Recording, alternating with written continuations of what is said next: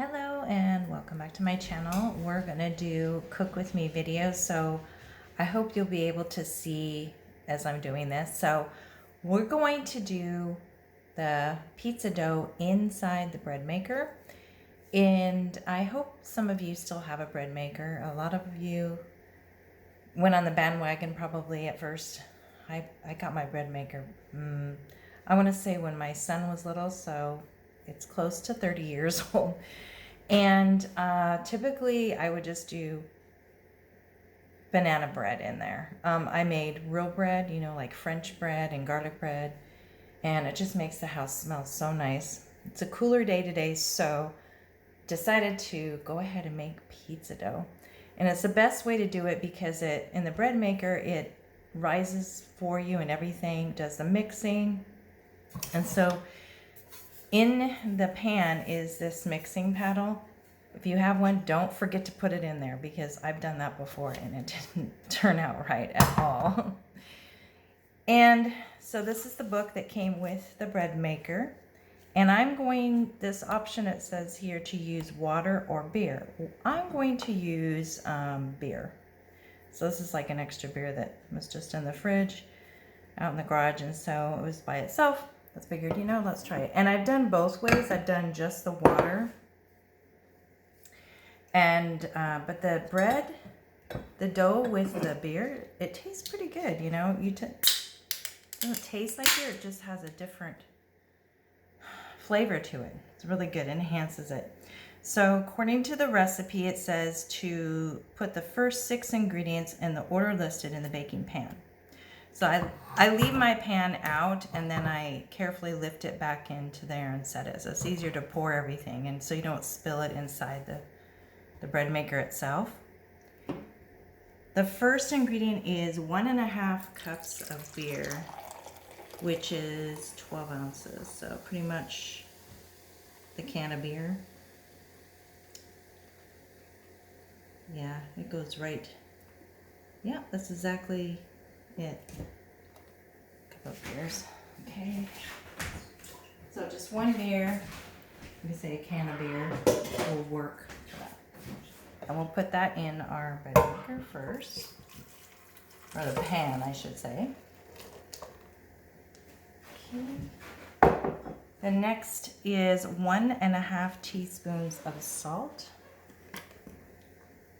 Got a half teaspoon, so I have to do this 3 times. And yeah, here's our salt here. And I'm just gonna measure it over here so I don't put too much in there, but you want 1.5 teaspoons. There's 1 or a half. That's 1 and 1.5. Okay. Next, they ask for a tablespoon of sugar. So I've got my sugar over here, and this is just a half tablespoon. So I'll do this twice. Well, actually, yeah, twice. It's a half a tablespoon and another. So you want a full tablespoon of sugar. Then it calls for 2 tablespoons of margarine or butter. So I've got margarine here, Country Crock. And I'm not going to be precise with this. I'm just going to use just this here.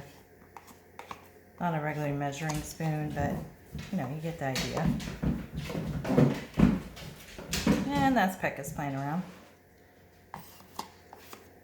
And this is pretty much empty, this one, so I got a new one. Yes, Pekka's, we hear you. So bear with me while I open up this new package.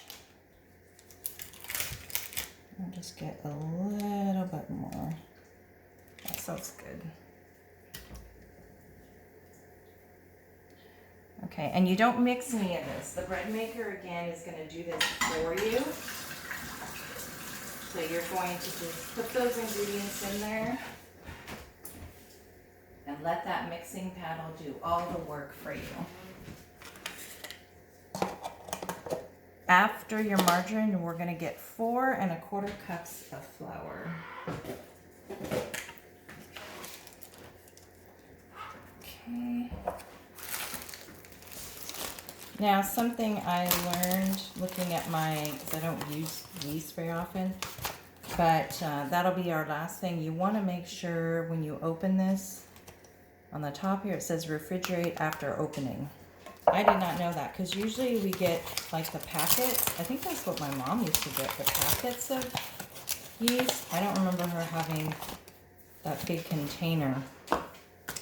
Okay, so let's move this over here so I can get closer to our pan.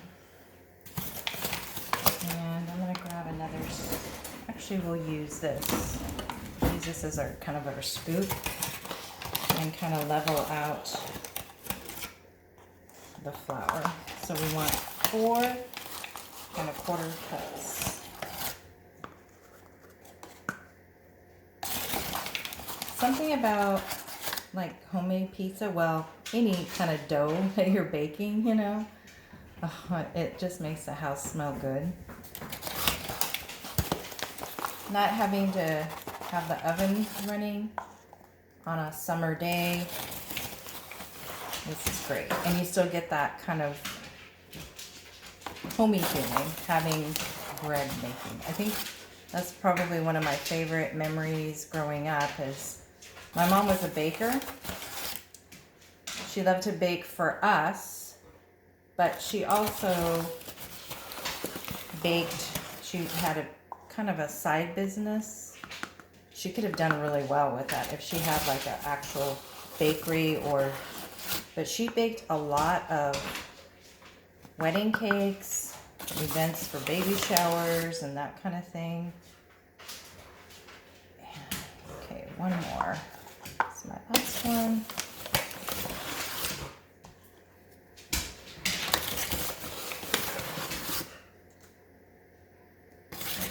Now you can tap it and make it even if you want. I'm just kind of guesstimating. I'm pretty sure that that's, okay, so that's that, and then we need a 1/4 cup. Remember, you learning in school, you always use the knife. Now I'm lazy, and I just put it in there. Okay, so there's our 4 1/2 cups of flour. Then you make a little well. You don't want the yeast to touch any liquid yet, okay? And it'll tell you on your bread maker, it'll say it takes 2 hours, maybe a little bit more than that, because the bread maker will heat up before it starts mixing. So it wants to have kind of a warm bowl, if that makes sense. Okay, and then we want 2 teaspoons of yeast. And again, this is a 1/2 teaspoon because my teaspoon is somewhere. We're going to be a little careful with this. So there's a 1/2. There's 1, 1 1/2, and 2. Okay. Make sure I put this in the fridge. I'm done. So basically, you've done that. You made sure your mixing paddle was in the bottom. The first 6 ingredients is basically on there. And you can choose whatever pizza toppings you want. Just carefully set this in there. I'll show you in a minute here. I'll just lift you up in a minute. I just want to make sure this goes in there right. To kind of feel around. And everyone has, I'm not sure what bread maker you may have, So I'll just show you what it looks like. So mine has the little handle that pulls up when it's done. I recommend you always use oven mitts. So it just sets down right in there. So we're gonna plug it in. And I don't plug it in until I'm ready, otherwise it kind of starts beeping at you, that kind of thing. Okay, so then get you over here where you can see the settings. So the power's on, you see the time flashing. So you're gonna select dough setting. So this is the menu, and that brings, see the little arrow moving across? And it'll go back over to the other side of the menu. There's cake, bake, jam, dough. You want to choose dough and start. So like it says here, so it takes 2 hours in total. And it says the first 25 minutes, don't worry about it not starting to mix, because it will heat up a 20-minute preheat delay before the mixing begins. The complete signal will sound when the dough is done. So you'll get a notification when you know it's done. No need to think about it, really. It's all done for you. So once it's done, you'll remove with a pot holder. You take it out of the pan from the unit, remove the dough from the baking pan to a lightly floured surface. If necessary, you can knead in enough flour to make it easy to handle so it's like not sticky. Pecas. And you can choose whatever toppings you want. Like I said, it says grease a 12-inch pizza pan and sprinkle with cornmeal if optional. Divide dough into thirds. Roll out one piece of dough and place on a pan. I make two, I think it's a 10-inch. I have two 10-inch rounds, and I make 2 pizza crusts.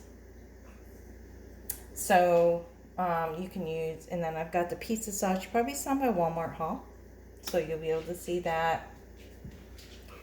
So this is, if you go back and watch my video there, I'll show you the ingredients I use, because there was no pepperoni to be found in the Walmart. I didn't even see any meat, hardly any refrigerated section in Dollar Tree. Kroger, I didn't really go to the back of the store, so I didn't see what was there. But check out my Instagram, follow me there. It should be linked in the About Me page, and you can see the finished product. So we will wait. We've got 1 minute 59. 1 hour 59 minutes to go. And yeah, thanks for watching the video, and we'll see you next time. Bye.